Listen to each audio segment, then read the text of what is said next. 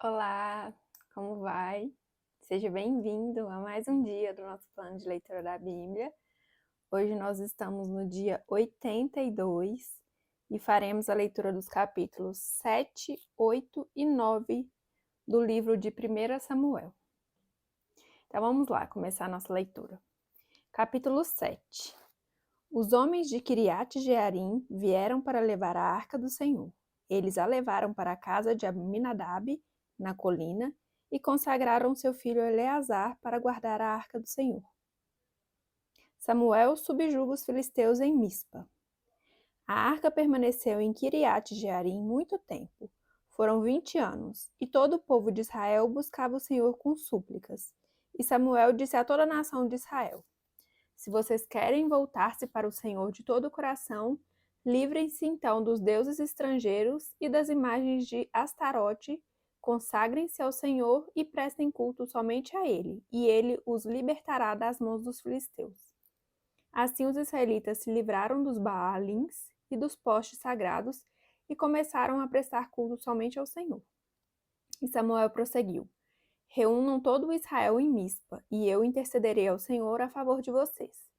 Quando eles se reunirem em Mispa, tirarão água e a derramarão perante o Senhor. Naquele dia, jejuaram e ali disseram: Temos pecado contra o Senhor.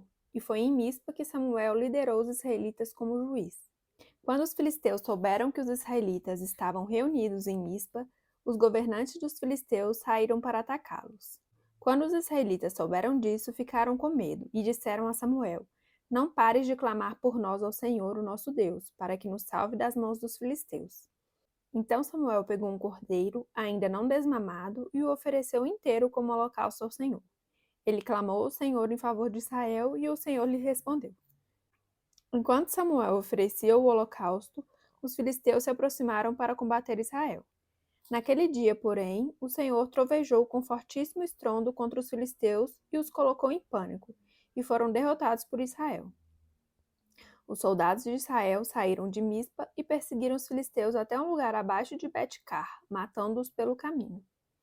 Então Samuel pegou uma pedra e a ergueu entre Mispa e Sem, e deu-lhe o nome de Ebenezer, dizendo: Até aqui o Senhor nos ajudou. Assim os filisteus foram dominados e não voltaram a invadir o território israelita. A mão do Senhor esteve contra os filisteus durante toda a vida de Samuel.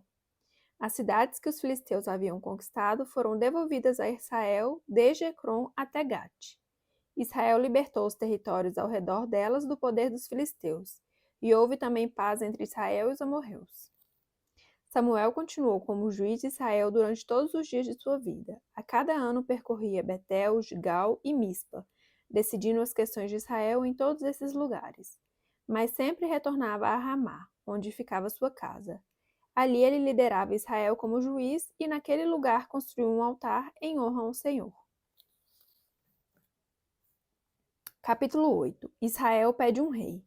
Quando envelheceu, Samuel nomeou seus filhos como os líderes de Israel. Seu filho mais velho chamava-se Joel, o segundo, Abias.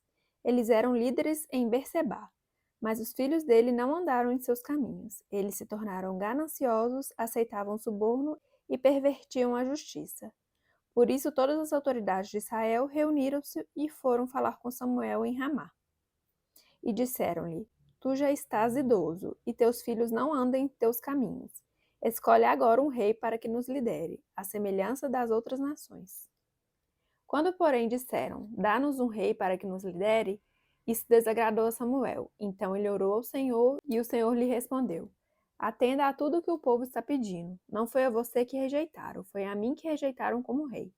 Assim como fizeram comigo desde o dia em que os tirei do Egito até hoje, abandonando-me e prestando culto a outros deuses, também estão fazendo com você.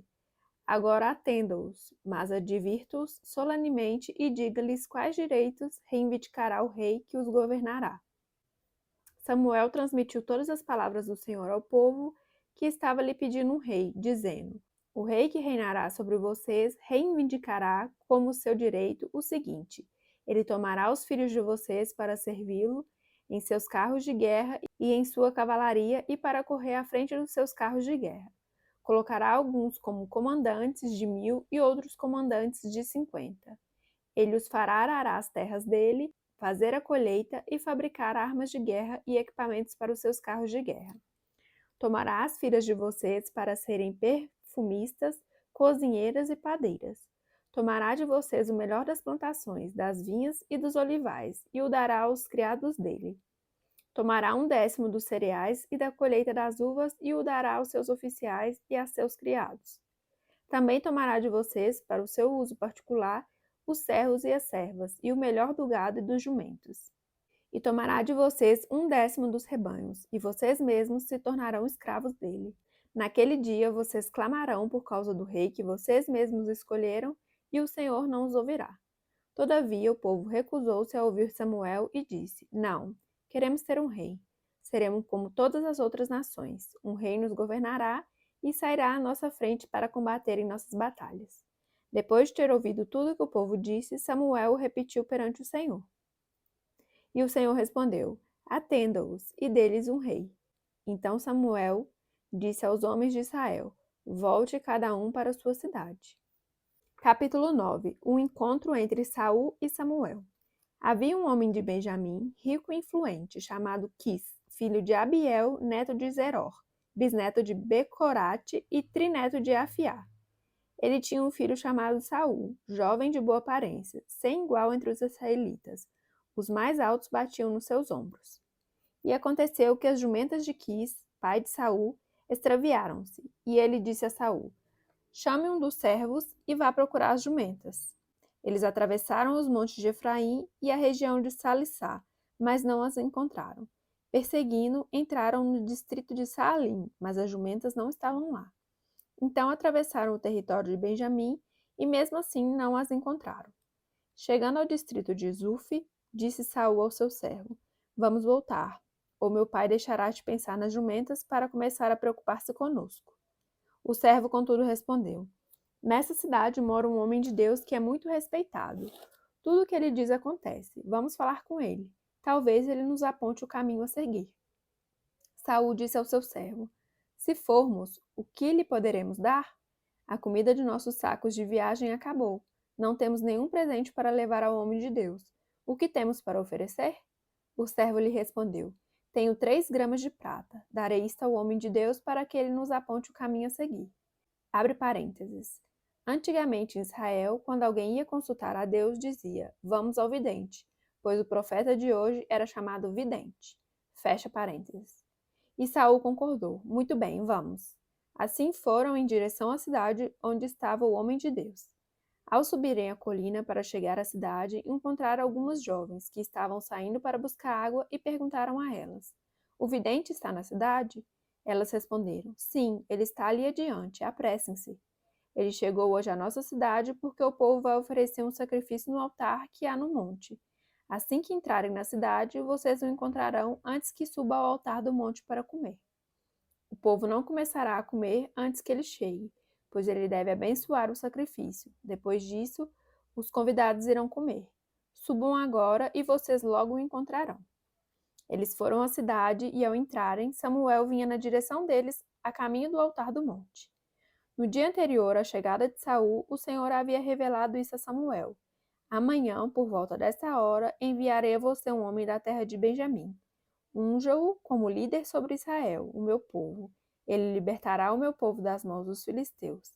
Atentei para o meu povo, pois o seu clamor chegou a mim. Quando Samuel viu Saul, o Senhor lhe disse: Este é o homem de quem falei, ele governará o meu povo. Saul aproximou-se de Samuel na entrada da cidade e lhe perguntou: Por favor, pode me dizer onde é a casa do vidente? Respondeu Samuel: Eu sou o vidente. Vá na minha frente para o altar, pois hoje você comerá comigo. Amanhã cedo eu contarei a você tudo o que quer saber e o deixarei ir.